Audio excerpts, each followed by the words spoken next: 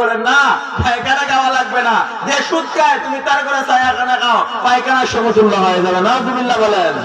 কারণ সুদ খাইবেন নি। ও এলাকার যুবক বাবা, পা দুইটা তোমার আগায়া দাও, আমি পায়ে হাত রেখে বলি সুদ খাইও না। ও মা, সুদের টাকা লাগাইও না, কিস্তি তুইলো না, ব্রাক ব্যাংকে যাইও না, নোবেল পুরস্কার আইনো না। এখন তো কিছু এনজিওর দালাল বাংলাদেশে বের হয়ে গেছে, আমরা পুরুষদেরকে ঋণ দেয় না, মহিলাদেরকে ঋণ দেয়।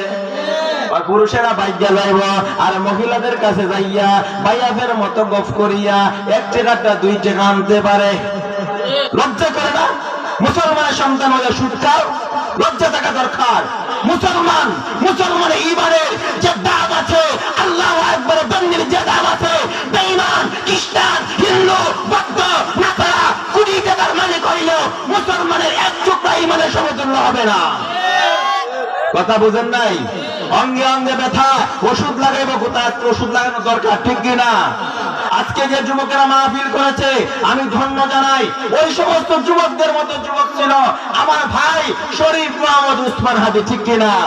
সে কখনো ফজরের নামাজ মিস হয় নাই, সে ছিল মাদ্রাসা পড়নেওয়ালা হাফেজুল কোরআন। সে যেদিন গুলি খেয়ে হত্যা করেছে সেদিন আমি তার বরিশাল নন সিটি জালকাঠি জেলা নন সিটি উপজেলা বয়ান করি। আমি তার বাবার আত্মীয়ের কাছ থেকে শুনেছি সে কোরআনের হাফেজ হওয়ার পরে কামিল কমপ্লিট করার পরে কলেজও পড়ছে। কোরআন ওলার দাম আছে না নাই? আচ্ছা, আমি আপনাদেরকে জিজ্ঞাসা করি, ও আমার কলিজার টুকরা সিলেটের মুসলমান, আমি আপনাদের সন্তান, যদিও ঢাকা থাকি, আমি কিন্তু সিলেটের সন্তান। সারা বাংলাদেশে লেখে সিলেট। আরে বাবা রে বাবা, কি সম্মান না করে। ওই দেশের মানুষ হয়েছে, ওই দেশ হইলে শাহজালালের গান পাওয়া যায়, শাহপুরানের গান পাওয়া যায়। আল্লাহু আকবার। ও মুসলমান, যে কথাটা বলতেছিলাম, সুদ খাবেন না, সুদ খাবেন না, সুদ খাবেন না। সুদ না খাইয়া সুদ না দিয়া খাওয়া নেওয়া সমান পাপ।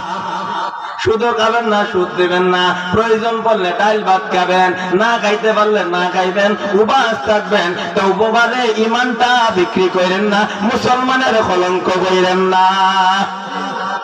আমার বাজান, আজকে ওই সুদের টাকা খাইতে খাইতে সন্তানগুলো আমাদের ভালো হয় না।